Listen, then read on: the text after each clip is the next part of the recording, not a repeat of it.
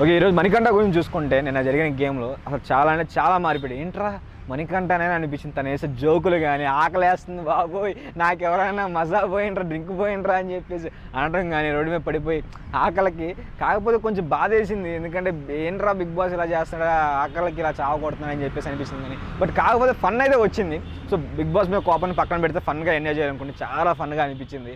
ఎక్కడ చూసిన ఆకలి కోసం అతను బాధపడటం కానీ, అది అరే నన్ను డ్రింక్ పోయిండ్రా అనటం కానీ, సరే నలుగురి దగ్గరికి ఇలా ఆడటం కానీ చాలా బాగా, అంటే అడగటం కానీ, దొంగతనం చేయాలని చెప్పి దొంగ చూపులు చూడటం డ్రింక్ పోవట్లే ఇంకా.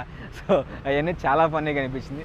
అదే కాదు, ఇంకా గేమ్ ఆడేటప్పుడు చిన్న చిన్న చిన్న దెబ్బల దగ్గర కూడా తగిలింది తనకి. అయినా సరే చాలా చాలా మంచిగా ఆడాడు.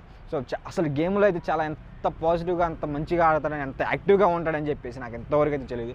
సో ఇప్పుడు చూస్తుంటే అసలు మణికంఠ ఫస్ట్ ఉన్న మణికంఠ అయినా ఈ మణికంఠ అసలు చాలా బాగా అనిపించాడు అసలు మణికంఠ.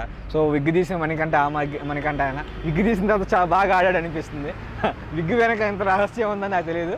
ఆ విగ్గు తీసిన కానించి తను రోజు రోజుకి ఇంప్రూవ్ అవుతున్నాడు. ఇంకా విగ్గు తీసి ఇంకా మాట్లాడితే బాగుండు, ఇంకా వస్తాడని నాకు అనిపిస్తుంది. ఈ వీక్ నామినేషన్లో నుంచి అయితే సేవ్ అయిపోతాడని నాకు అనిపిస్తుంది. ఇలాగే ఇంకో 2 రోజులు గట్టిగా ఆడాడంటే తను బాగా స్ట్రాంగ్ కంటెస్టెంట్ అయ్యే ఛాన్స్ ఉంటుంది. నిఖిల్ కూడా అయిపోయింది, నిఖిల్ పని అయితే అయిపోయిందని చెప్పుకోవచ్చు. ఇక్కడ నిఖిల్ అదే మణికంఠ నవ్విస్తుంటే నిఖిల్ ఏడుస్తున్నాడు అనమాట. ఇటు దడ్డు అటు ట్రాన్స్ఫర్ అయిపోయింది అనిపిస్తుంది. అలా అయితే నాకు అనిపిస్తుంది అనమాట. సో నిఖిల్ గురించి 2వ పార్ట్లో చెప్తాను, నిఖిల్ గురించి కూడా చూడండి.